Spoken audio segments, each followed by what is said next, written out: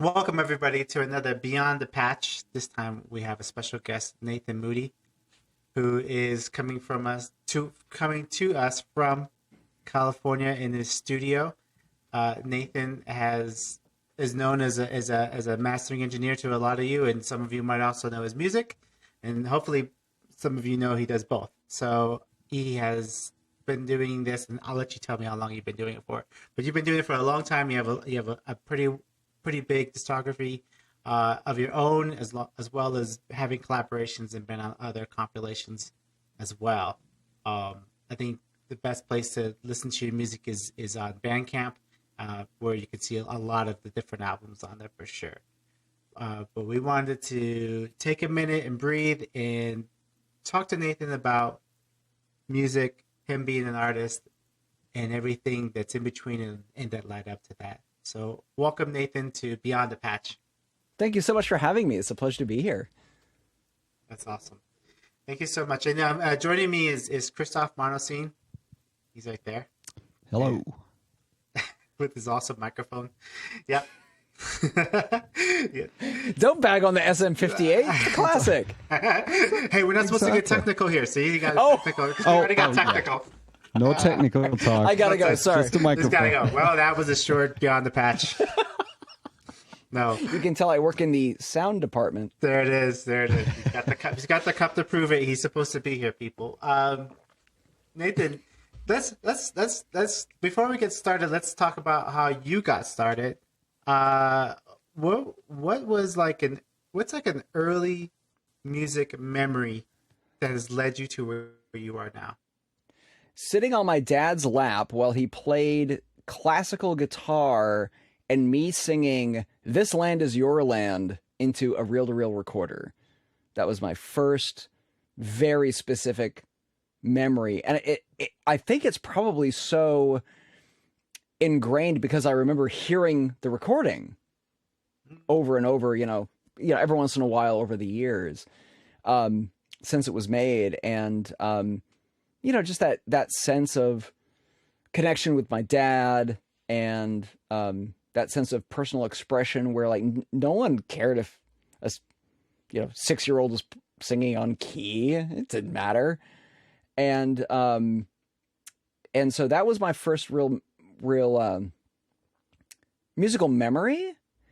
And then from there, we wound up getting one of these crappy knockoff computers in the 80s, and I wound up using an early version of a tracker on it to, enter, one note at a time. This is when I started playing saxophone really, really seriously, and got to first chair and was sight reading and improvising and could read music, which I can't anymore. And then in high school, I started making, like a lot of people, I started making tapes on my dual cassette deck, but I would wind up not making mixtapes. I'd make these weird scenario-driven narratives based on stuff I get off the radio and songs and stuff like that. And a lot of it was meant to be funny, to amuse my friends. And I started kind of getting frustrated by limited quality. And so after college, I started doing more work with multi-tracking and took a bunch of classes mixing in a studio with a console and a multi-track tape, and just kind of slowly was building ever since then. So I've been releasing music for probably 2 decades now, but only kind of really coming back to it and being prolific probably in the last 7 years or so. Let's keep going back a little bit more. So you grew up, your dad's playing classical guitar. Was there lots of music in the house? Was he like a musician, or was that a hobby? It was a hobby. We had a really complicated musical relationship, my parents and I. They, on the one hand, were really into folk, and just that didn't speak to me because of my generation and, growing up in the Reagan era primarily. I was more into punk and stuff like that. But it was my father who introduced me to electronic music because he was into what at the time was, of course, called New Age, and he listened to Hearts of Space on public radio, and he introduced me to Vangelis, and the Hearts of Space radio show.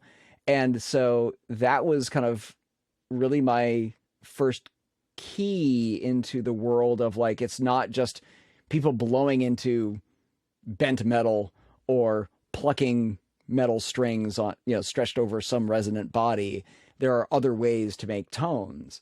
So that was kind of my actual exposure to electronic music was actually through New Age. And then when I became an adult, I was one of those kids who I hated new wave. So I hated synth pop. I thought it was just, I couldn't step to it. So then what happened is I came into kind of more modern electronic music through the grungy backdoor because I loved Steve Albini's band Big Black, which used a drum machine. Otherwise it was a punk band, but they used a drum machine. And that got me into Godflesh, which got me into Skinny Puppy, which got me into Frontline Assembly and Front 242. You see where this is going. Yep, so I kind of like came in through like the dark, angry back door. And that stuff continues to this day to be a big influence on me. Whether it's audible in my work or not is something I can't say, but that's kind of what led me to start making electronic music on my own. I'm glad you said Hearts of Space because I feel like I'm now old enough and I can say it. But yeah, new age music also influenced me. At the time, once I figured out what new age music was, I was like, oh, no way. I was like, because I was into punk too, but I also listened to Hearts of Space religiously, me and my buddies would just get in the car and toke up and listen to it, Totally. In the middle of the night, you'd be like, oh, this is so cool, and I mean, if you think about it, there's almost something slightly subversive about at that time listening to new age music because it was something you weren't supposed to be into, like in terms of just being cool, which it never was. No. And it was largely, if you listen to what's considered ambient now, like there's this direct through line from the music then to what we're hearing a lot of now. And that's not a ding or a criticism by any means, but I just think it's so interesting that like new age was almost like a little before its time in some interesting ways. And it's kind of, I think seeing a second resurgence right now. Yeah. I always felt like new age now in hindsight got a bad rap, not because of the music, but because of the audience. It's like a certain sports team. Like it's not a bad sports team. They're not bad, but all the fans are awful. I don't mind the Patriots, but the fans, oh my God. Yeah. That's a really insightful statement actually, because I mean, for better or worse, probably worse, some of those audiences are still kind of big in the electronic music scene now. And I'm sorry, but a lot of them are older white men with ponytails. And like, that's been that's been the other through line. And I think that's what's really exciting about modular music being so much cheaper, so much less so much more accessible, that now we have just such a much greater variety of voices arriving in the electronic music world, which is just making it endlessly so much more interesting than it was back in, when the cost of these things were really prohibitive and access to the tools to make new age music at the time were kind of reserved to the upper echelons of musicians. And so I think the democratization of music technology has made music better because of it. You talked about you're also first chair when you played the saxophone. Was that right? Yep. So was that one of the first instruments you learned, or did you learn other instruments before that? That was the first instrument I got super serious about. And I went away from it because it's not a very immediate instrument. As I started to do more art, visual art, I started to realize that I was a dry medium kind of person. Like I loved pastels and drawing and pencils and graphite more than, and watercolors were okay, but like oil paints, literally never dry. It's so annoying. So I started to realize that I was an immediacy guy. So I wound up picking up the guitar after the saxophone because I would have a melodic idea and I'd be really excited. And then I got to suck on a reed for 15 minutes before I could actually execute that idea. People like Colin Stetson now are making me really regret giving up the saxophone, but it was fun because at that age, there was a lot of discipline around it. I was in, school band and, there were strictures around it that now as an adult, I'd find probably not that fun. But at that age, it gave me a focus to really explore. And the saxophone is something of a limited palette in a way. But I think that's why I took to it. It was like the boundaries of it were knowable at the time. Yeah. Were you into just big band stuff or jazz, or what kind of saxophone music were you into? More jazz.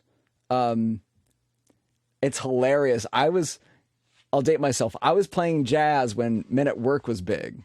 I was playing saxophone when Men at Work was big. So Who Could It Be Now was the big saxophone thing on the radio. But it was saxophone that got me understanding what improvisation was.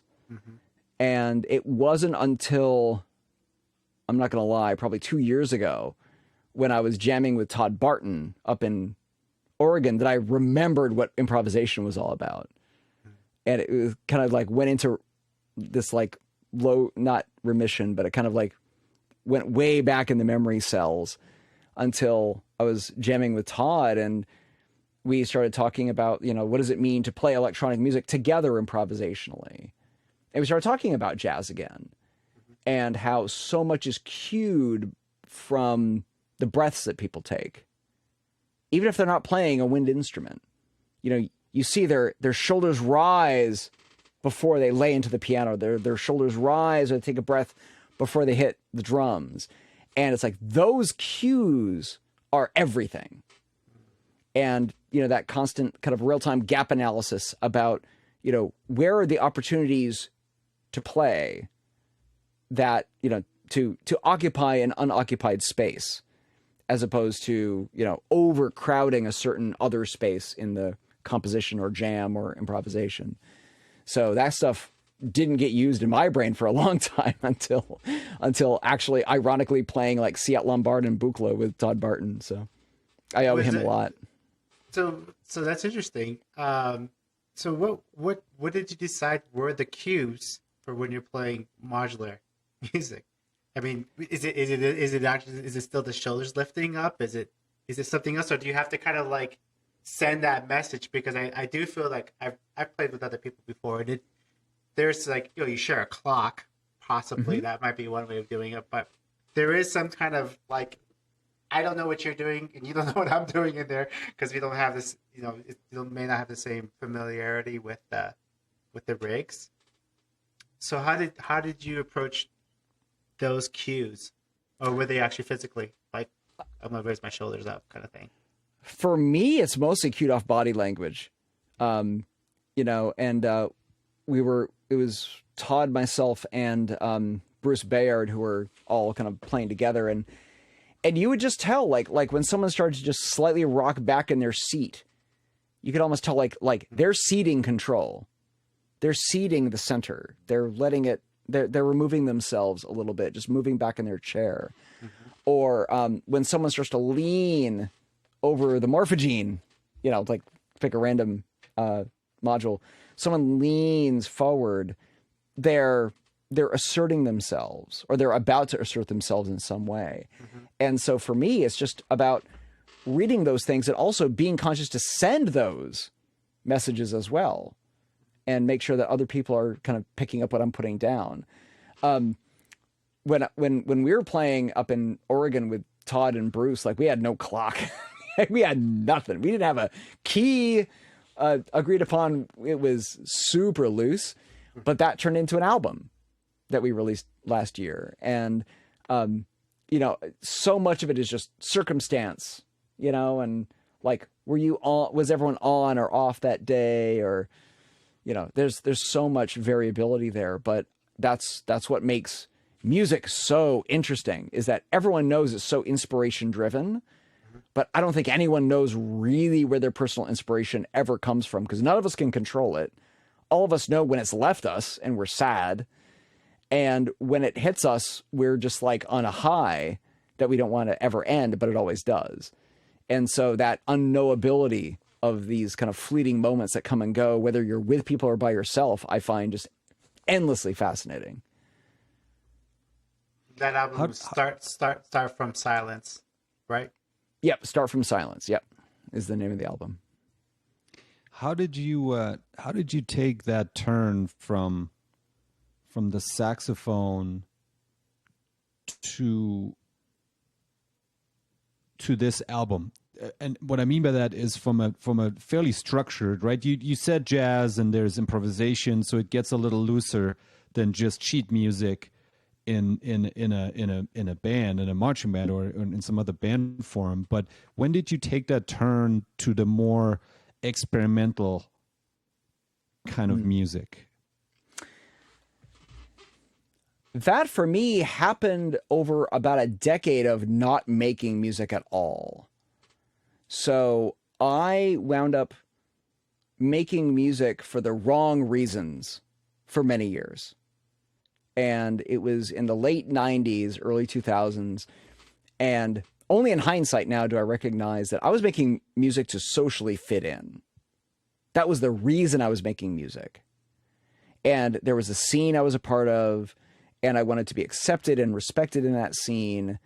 And so I adopted all of the aesthetics of that scene, and that's what I made music around. And I kind of ran out of things to say after about 2 or 3 years musically. And that turned into this whole crisis of confidence where I'm like, you know, what do I really like about making music? And I realized what I really like is just making sound, not music. And maybe I'm a better sound designer than composer. And that turned me off from music as a focus. And for a decade, I focused on sound design and field recording and doing audio post and stuff like that. And this is going to sound really idiotic because it is. I woke up one morning, looked myself in the mirror, and I asked myself, what is the difference between arranging melody and timbre in time and space as composition and sound design? And I couldn't come up with a good answer. So I decided that morning, a toothbrush hanging out of my mouth, I told myself, I'm not going to let there be a difference for me in my musical practice. And I have never been more prolific musically since then. And so it was entirely about giving myself permission to recognize that there are methods of composition, there are scales, and I know how to use them, but there are other ways to evolve sound over time that isn't necessarily just melodic. And a lot of that was from stuff I was listening to, you know, Autechre, Alessandro Cortini, you know.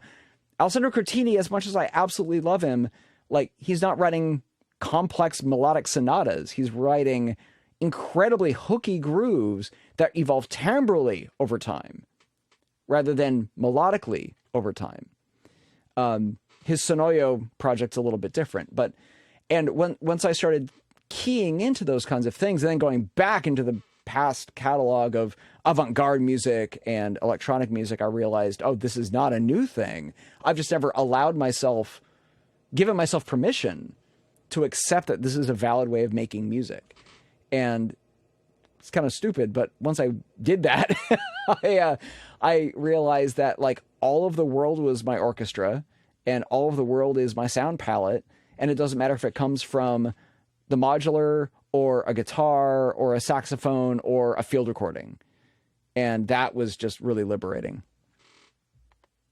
So one of the earlier albums you have on your Bandcamp is when you were doing the blue box, the white box, the red box.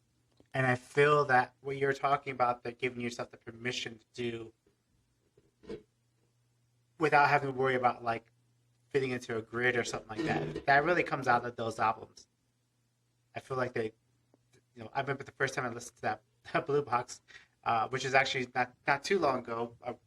Apologies for catching up, but yeah, and I was like, wow, this is like a lot, and I've seen that setup. I've seen those models. I've seen that. I've been around those, so I have kind of an idea of like what they can sound like, and so it was really fun to hear it be expressive and this like really just, for lack of a better word, like outgoing. Like, hey, this is who I am. this is the sound of this box. Well, thank you for saying that, and I'm glad you enjoyed that album. Those were really seminal for me. Coming from in the 90s, having not that many options because it was all hardware, you couldn't afford that much, and then going entirely in the box where anything was possible. Those albums were like me kind of coming back out of the box, meaning the computer, and really being able to joyfully experience radical constraints with, this is your rack, but it's freaking tiny. Or the white box, this is an entire album made only with the OP1, from tracks that I composed on a commute to the city every day. And so those, I learned a lot from those experiences. And, to this day, I still have a little bit of a regret for being so gauche to like put the instrument on the front of the album, which is, I don't know, maybe it's okay. I don't know. I'm not to judge, but because I was embracing those constraints, the instrument was the constraint. So it just felt natural to just be like, here's what I used. Is that interesting? And people seem to find it interesting. So I'm glad that resonated with some folks. Well, I think modular music specifically, I could speak to. I feel that I don't know another genre where the pieces and parts that make that album are so forward in there. I don't know of very many genres that have so many patch notes that go along with them. And so, not that I can give you permission, but I think you should give yourself permission to accept those albums, because I think it's interesting. It's cool. And well, one thing also to kind of think about too is like when you put those out, and even now, it's sometimes hard to find modular music when you're searching for it. So if you see a picture of it, you're like, okay, well, at least I know that's probably modular. Yeah, and I mean, I guess it's not that uncommon to be, if you're a pianist, the cover of your album probably has a picture of you playing a piano. Most likely. Or a guitar or something. So maybe it's not that horrible. But yeah, so that kind of started that was the beginning of not my modular journey, but my modular releases for sure. And the red box is now a little bit bigger, as you can see behind me. But the blue box is right here. And this hasn't changed in configuration at all since that album came out. In fact, our Benny came to my house one time and upgraded my clouds to parasites. And I freaking hated it. And I undid it. So I even walked back like a firmware upgrade because I'm like, no, this is an instrument that I know inside and out. And it's the only modular instrument I have that really does feel immediate. Mm-hmm. I can patch this almost with my eyes closed because I've been using it for like 5 years now without changing a thing. And when it comes to doing a scoring project, or when it comes to back to the saxophone thing, you get that one idea and you've got 5 minutes to capture it before it goes away. Like, I still go to that thing with pretty regularly. It sounds like you have a lot of fun, making your music, and you have a great vibe to it, and you definitely like are really encouraging when you're talking about your music. And um, yeah, when I listen to your music, it sounds dark. There's some parts that sound really dark. So, what's that relationship with who you are personally and the way your music is? Is it? That's a really interesting question, David. For me, music is an emotion sink, like a heat sink. And so when I sit down to make music, sometimes it's to express joy, but it's often to like carbon sequestration. It's often to sequester frustration and rage at what I see around me, how my friends are being treated, how the state of the world, something I've experienced, personal struggles that I'm going through. And so for me, music is that sink where that stuff goes. And I also wound up, weird trivia about me, I grew up in Bangor, Maine, which is famous for basically only one thing, and that's because it's where Stephen King lives. And you can't live in a small town in Maine without like running into this guy. And he was just always unerringly pleasant and seemed like a super chill guy. And just, you're like, I read your books, man. Why are you so normal? And I think it's because that was his outlet. That's where he gets all the darkness out, all the weirdness out, so that he can be unbelievably witty and funny and pleasant and all that stuff during the daytime. And not that I consciously modeled that or anything, but that's kind of how I've come to use my art. And it's never going to get me on the top of the charts, and that's okay, because that's not why I make music. I make music to attempt to authentically address what I'm feeling and see if there's any resonance for anyone else who might be feeling the same thing. So, so for me, it's a sink. It's where all that darkness can go. So I can go through the day and try to be pleasant and generally be an optimist. So talk to us about art in general.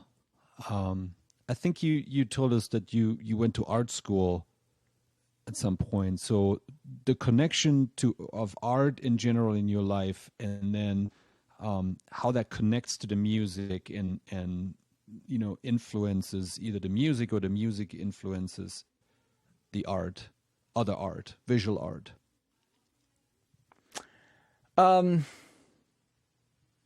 I've always been that person who has to create. Like if I can't doodle or make music, I literally go insane. And so there's been this like lifelong compulsion for some reason to express stuff. I'm not sure why that is. I have no one else in my family who's been like a professional artist or musician or designer or anything. But when I was getting my art degree, I enrolled in an illustration class, and that changed my life, because my illustration professor was like, I think at the time we were all like juniors, like third year in university. And the professor was like, I'm not here to teach you how to paint or draw. You should know that by now. I'm here to teach you how to make a living doing what you love. And just my jaw hit the floor. I'm like, tell me everything you know. And from then I wound up, that was the beginning of an entire career, despite the fact that I've done lots of different things in my career. That was the start of my entire career doing like services oriented creative work, whether it was illustration or interaction design or motion design or now scoring. To me, it's all kind of the same thing. It's about people coming to you, not because you're some random person who can make content. People are coming to you because they love what you do and they want some of that. But you can't give them only that because you're doing work in service of their vision, whether it's illustrating something for an article that someone else has written, whether it's scoring a film someone else is directing, whether it's editing dialogue on a podcast you didn't record. To me, it's all kind of the same thing. And so that's kind of where my whole kind of career in media came from. And to this day, even when I'm making music for myself, like I tend to frame everything as a design problem. And, starting with a desire to create something, and then every step of the way, it's like, okay, what is this missing? What haven't I addressed yet? Where are there problems? And kind of doing a gap analysis at every step of the way to get from initial spurt of idea to done. And so, to this day, a lot of that I do for myself, for my personal releases, because they're just personal expressions of art. And I do the exact same process for clients, whether I'm doing sound design for a game or composing for a documentary or doing visual effects. You work so much in the industry as well, and how do you find it? Well, I guess you kind of know the answer to this a little bit, but how do you break up that, like, okay, music, sound. I think, is it the kayaking?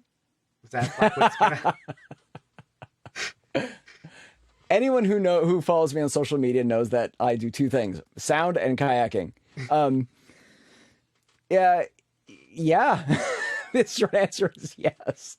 I can only spend so many hours in this room generating audio for myself and for my clients, whether it's mastering or scoring or just my own albums. And I've found over the years, and maybe it's an age thing, I'd be curious if you guys have experienced this or anyone watching has experienced this too, but like, I remember being a kid, and when I wasn't feeling well enough to go to school, it felt like a snow day. Like, I wasn't feeling well enough to go to school and attend classes, so I could stay home and do something else.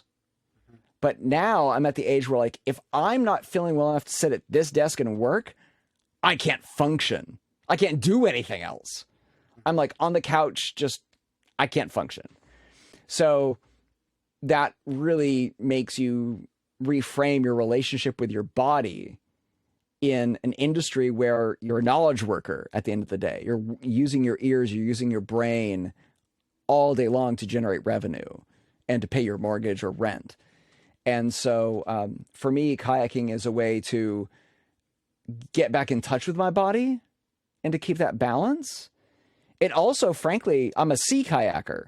So a lot of it is just the humility of being surrounded by forces that are far greater than me and subsuming what I'm capable of doing on the human scale to, planetary level forces like open ocean swell and currents and tides.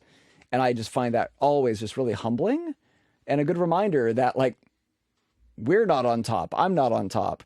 And I need to find ways to work with and around these forces rather than resist them. Does the ocean, has it been playing into influencing your music at all?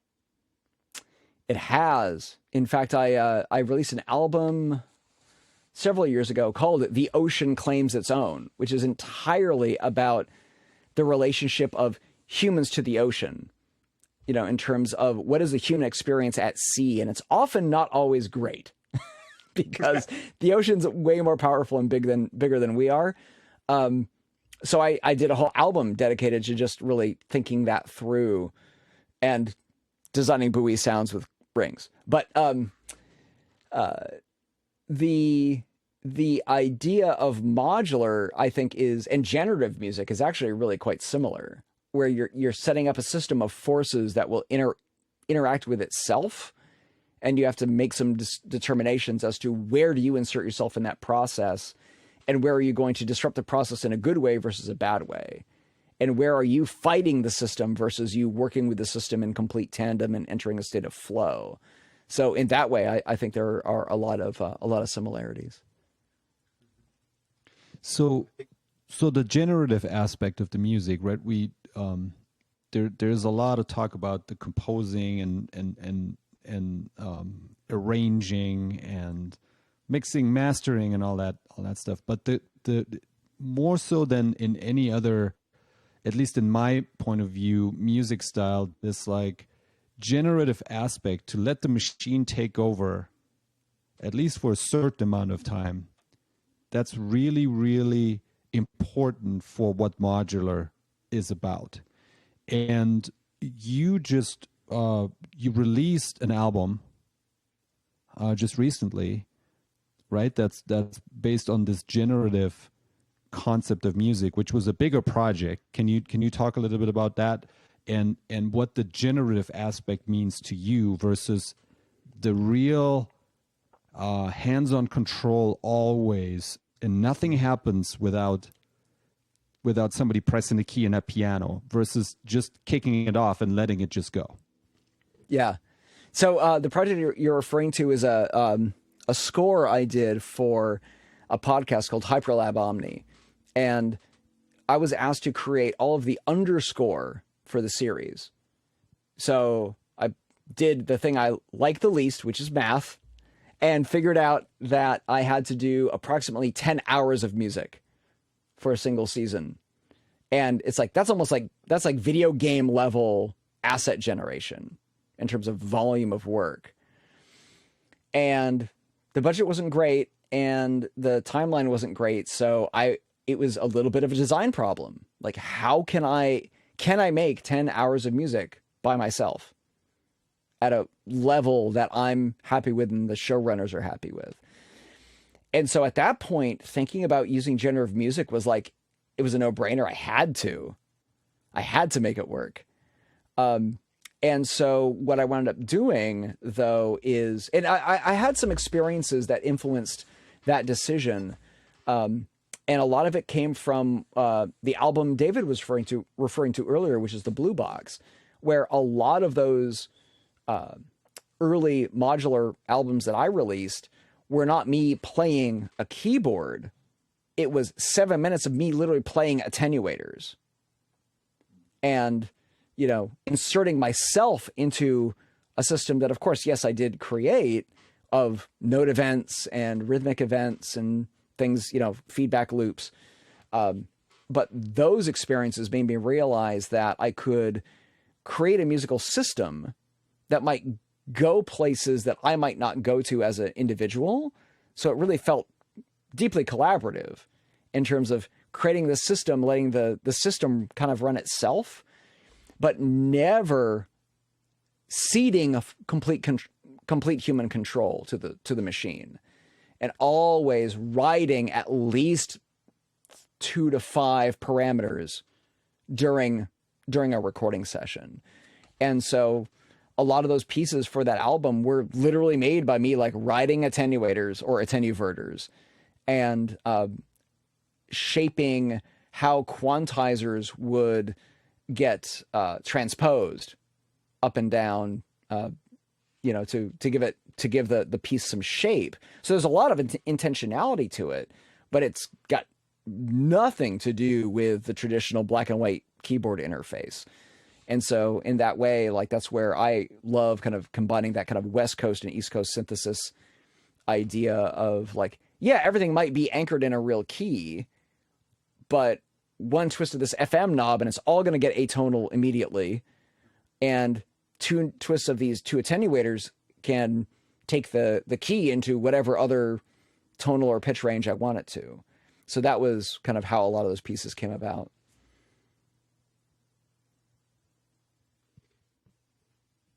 Do you see the path that you're on right now? Are you thinking about any kind of projects that will go back into more structure, or do you think you always kind of, for now, for the foreseeable future, kind of have that more no grid feel to it? Most people probably watching this podcast are familiar with me primarily through modular music, but my next album coming out in April is going to be composed using 12-tone serialism. It has exactly one synthesizer on the entire thing. So, and then after that, I think I've got a psychedelic rock project coming up, that's all guitar and bass and organ. So, I electronic music as a solo performer is something I will always come back to as a core, because it's kind of the devil I know, but it's also something I just deeply enjoy. I find meditative, as we said earlier. I feel is very cathartic in terms of being that emotion sink. But I also just still to this day dearly love, vibrating air molecules in real space, and the articulation that only human breath can bring to an instrument. And so I think over the next probably 3 years or so, you're going to see kind of this pendulum swinging in each direction. And I've got a couple of projects in the pipeline right now that might see kind of the middle of the pendulum swinging, but in a kind of tighter range. So yeah, it'll be an interesting few years to see kind of how all that stuff shakes out. Yeah, that does sound cool. It'd be interesting to see, to learn more about your range for sure. I think that'd be fun to witness and listen to for sure.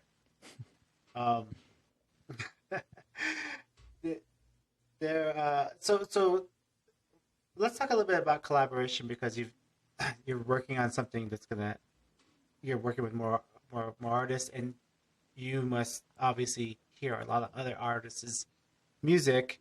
And I know there's a collaboration element for the way you work as a mastering engineer, which we'll have in a different video, but which I think is important. But and you also mentioned that working with Todd Barton and others. What's that? How important is that to you? It sounds like it's pretty important, but can you kind of tell us, like, how important is the community in working with others as an artist? How close is that to you as far as like importance? David, I'm not the smartest of men. You think that this would be a lesson I learned very early in life, that other people make your art better, but I'm slow. And so I'm only kind of recently realizing that, intellectually you can understand that, if I have someone play violin on this track or guitar on this track, it'll elevate it to something different. Mm-hmm.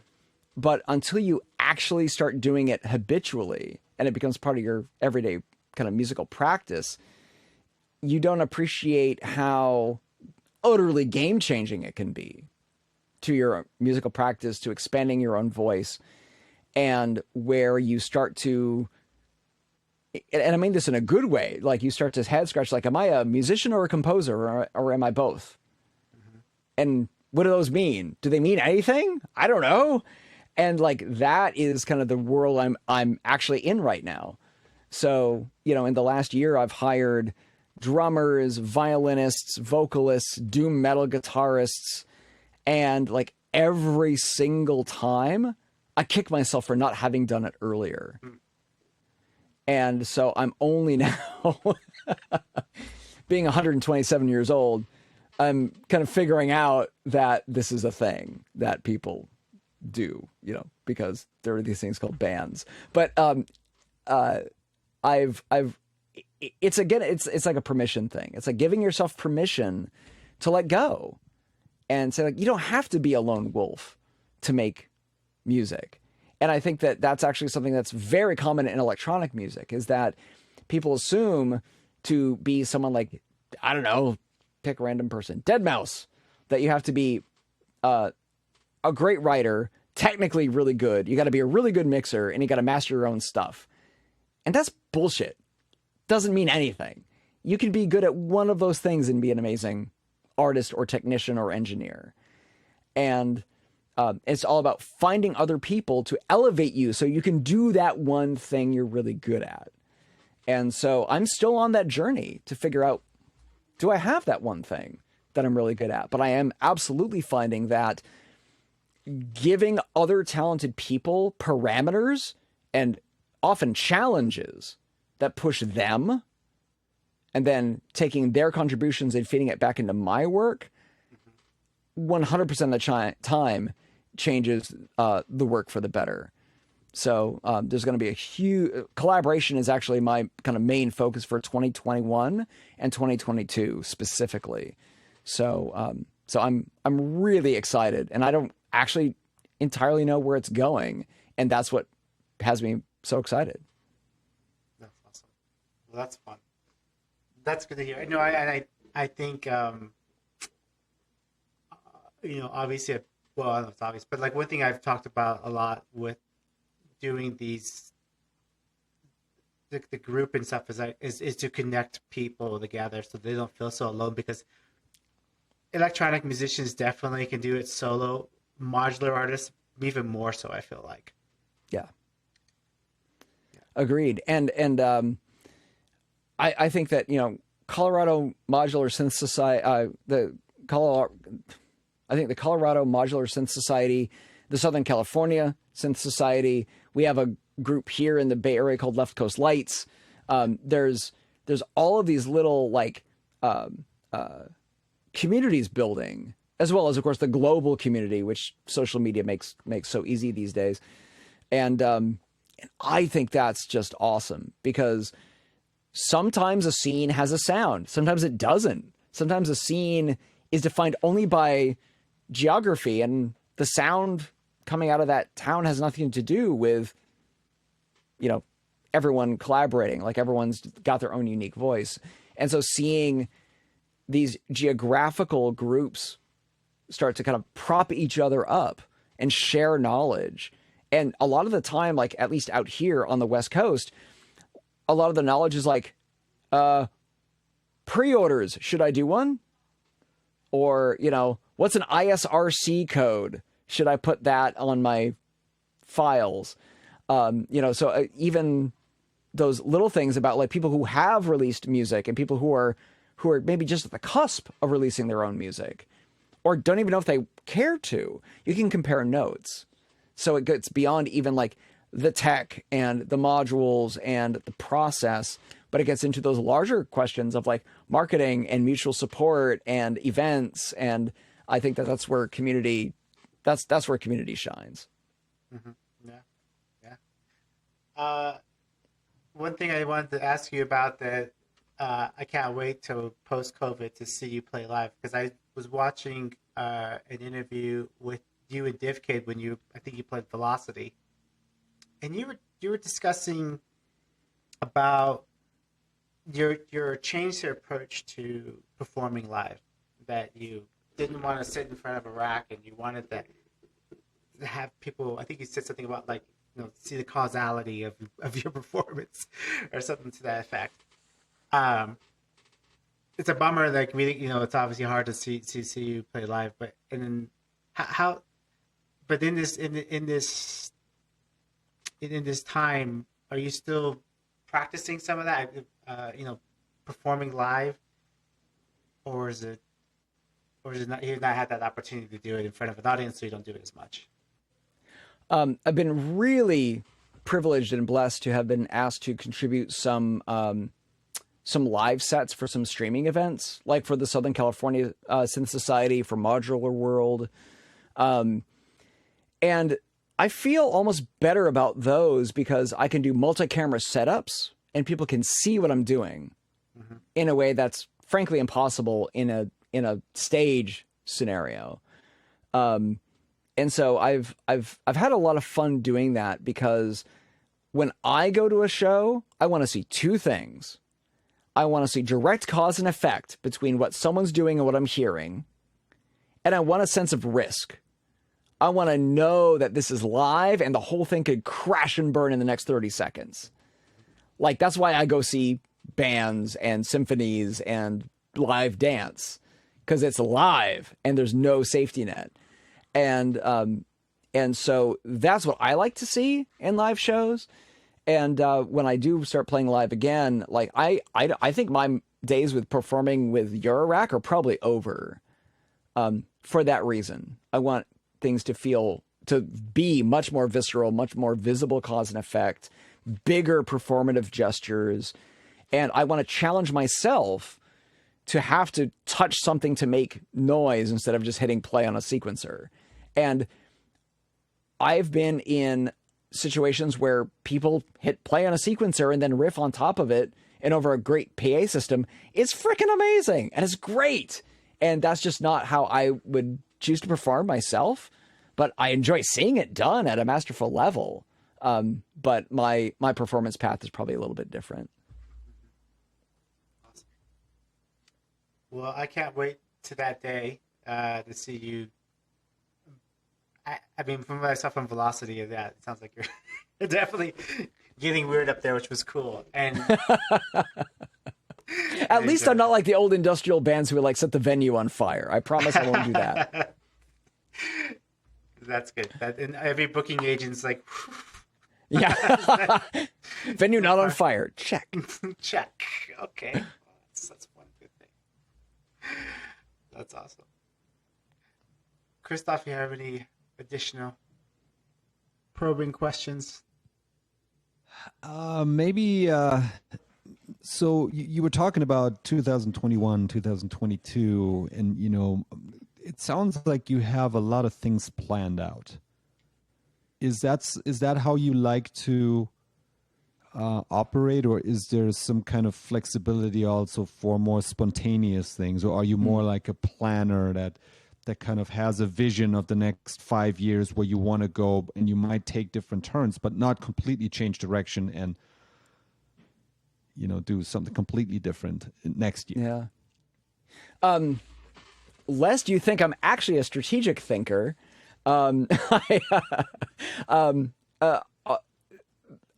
at this is the first time I've ever been able to even speak in terms of like multi-year music plans.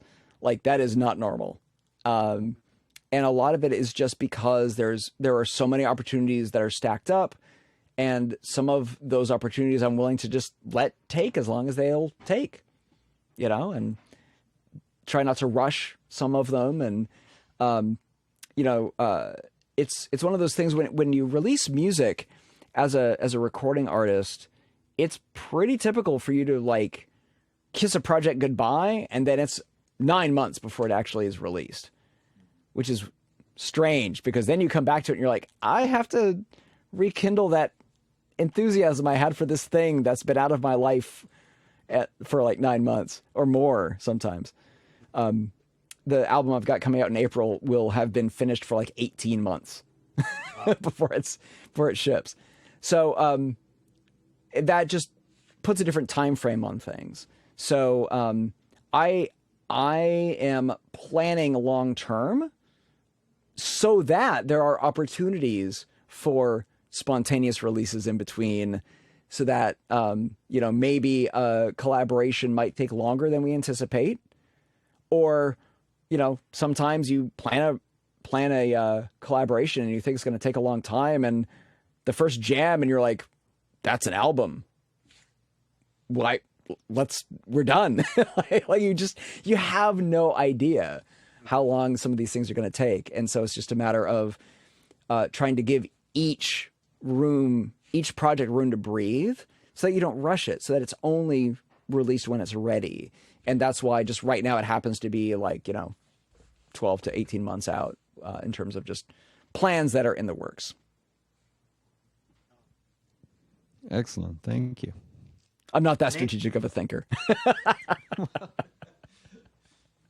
Perhaps not, but you're active and you're doing a lot and you have a lot of responsibilities and you're doing so much. So on behalf of the rest of the community, thank you for everything you're doing. You probably could have just said, I'm doing mastering right now and I don't want to do anything else, but you're not. And we appreciate that. So that's so awesome. Well, I appreciate the chance to just connect with both of you and the rest of the Colorado Synth Society. So thank you for the opportunity. And this has been a really fun chat. Right on. I appreciate it. Thank you so much. We're going to put links to everything that we talked about, and we'll probably maybe do some cool editing and put some music here and there. Ken Burns style. But yeah, if you want to catch up on Nathan's music, please do check out his releases on Bandcamp. Follow him on Instagram because you give a lot of good information. I think about artistic, inspirational tips, which I think is important. That it's not all about the gear; it's a lot about vision. So I appreciate that. So definitely follow Nathan on there, and thanks so much, Christoph. You want? I'll let Thank you guys. Yeah, you have. So, what are your next releases coming out? You were talking about an album in April, but I think there's something before that. Yeah. So next release is really quick. On March 5th, there will be the second volume of my soundtrack to the Hyperlab Omni podcast. If you like retro future, super kind of nostalgia plus Buchla electronic weirdness, that's going to be right up your alley. So that'll be fun. And then I have another album coming out in April. The title will be revealed in mid-March, and that will have exactly one synth on it and a bunch of other very, very weird things. And I think that's going to be really exciting. So March 5th is Hyperlab Omni. April 9th, TBD. TBD. Awesome. Looking forward to that. All right. Thank you, gentlemen, so much. Thank you, Nathan. Thank you, Nathan. Thank you, everybody, for watching. This has been Beyond the Patch.